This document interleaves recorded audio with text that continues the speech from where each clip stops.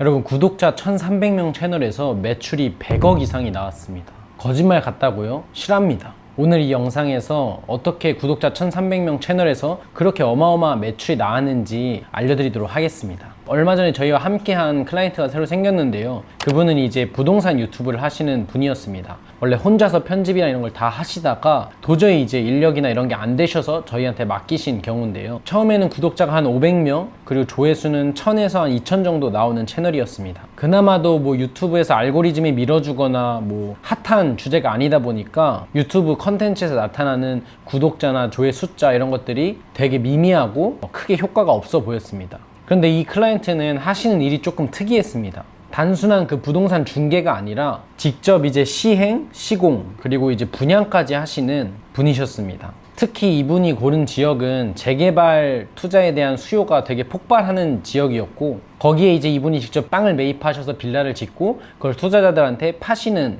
형태였습니다. 한마디로 수요가 폭발하는 곳에 이제 공급을 만드신 거죠. 그래서 저희는 이분이랑 같이 생방송, 부동산 경제방송에도 나오시는 분이었고, 그래서 저희가 생방송 편집도 해드리고 직접 함께 돌아다니면서 그 현장에 어떠한 재개발 수요가 있는지, 어떠한 재개발 요점들이 있는지 임장 컨텐츠도 직접 기획하고 촬영하고 편집을 해서 제작을 해드렸습니다. 정말 임장 컨텐츠 할 때는 한창 여름이었는데요. 막 땀에 젖어가지고 장비를 들고 이렇게 다녔던 기억이 납니다. 여기 지금 이 뒤에 카메라에 계시는 PD님들이랑 같이 했는데 진짜 촬영 끝나고 나면은 녹초가 됐었어요. 그런데도 이제 이 대표님, 소장님께서는 포기하지 않으시고 열심히 컨텐츠를 찍으셨습니다. 왜냐하면은 분명히 수요가 있다고 생각하시고, 그리고 영상으로 만들면은 분명히 효과가 있을 거라는 확신이 있었기 때문이죠. 그렇게 2달 만에 저희는 구독자 한 500명에서 1300명 정도 이렇게 늘렸습니다. 그리고 임장 컨텐츠를 많이 찍었는데 2주 동안 4개를 릴리즈한 기간이 있었어요.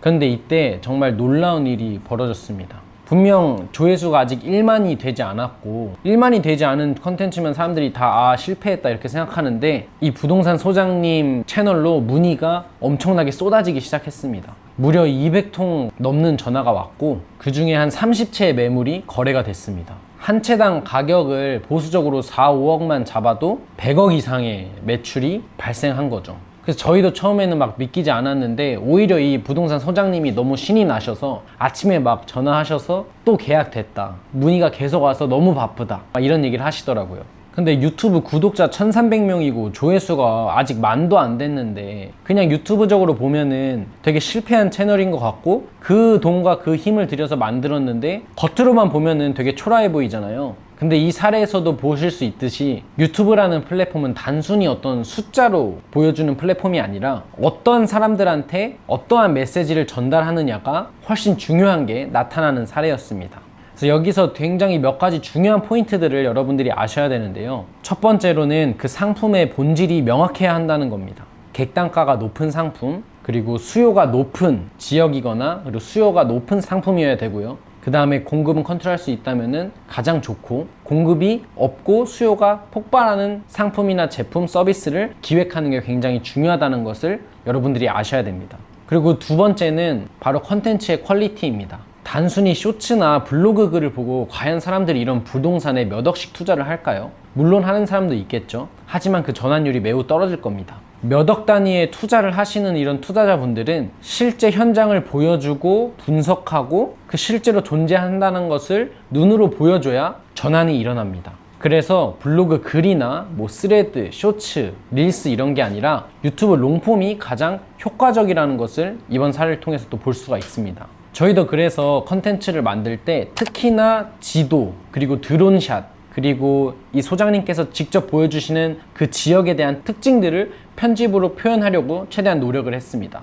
그리고 마지막으로 제일 중요한 게, 유튜브는 조회수나 구독자보다 전환이 가장 중요하다. 이거는 제가 다른 영상에서도 매번 얘기를 하죠. 100만 구독자, 100만 조회수여도 월 매출이 1000만 원이 안 될 수도 있습니다. 반대로 구독자가 1000명, 그리고 조회수가 1만이 채 안 되더라도 매출이 100억 이상 나올 수가 있습니다. 정말 극단적인 사례긴 하지만 여러분들이 이 사례를 오늘 제가 이렇게 공유를 해드렸죠. 핵심은 어떤 사람들을 모으고 어떤 가치를 그들한테 주느냐가 가장 중요합니다. 물론 요즘 부동산 시장에 대한 정책의 변화도 영향을 많이 주긴 했습니다. 6월 27일 627 대책이 나왔고 이때 수도권 아파트 주택담보대출의 한도가 6억 원으로 제한이 됐었죠. 또 다주택자는 거의 대출이 불가능해졌고요. 그래서 아파트 거래량이 확 줄었습니다. 그래서 사람들이 아파트 투자에 대한 부담이 생기자 빌라 쪽으로 시선을 틀었습니다. 그래서 빌라 거래량이나 매매 금액이 가파르게 오르고 있는 현재 상황입니다. 재개발 호재가 있는 지역에 빌라 투자를 하는 게 요즘 부동산 투자자들한테 굉장히 매력적으로 다가오는 상황이죠. 이런 어떠한 부동산 시장의 흐름도 마침 반영이 되어서 이런 유튜브에 굉장히 큰 효과를 가져다 줬습니다. 지금 이 영상을 보시고 계신 분들 중에서도 객단가가 높은 상품을 다루시고 수요는 있지만 공급이 적은 그런 어떤 시장에서 플레이를 하고 계시다면은 지금 바로 콘텐츠를 시작할 타이밍입니다.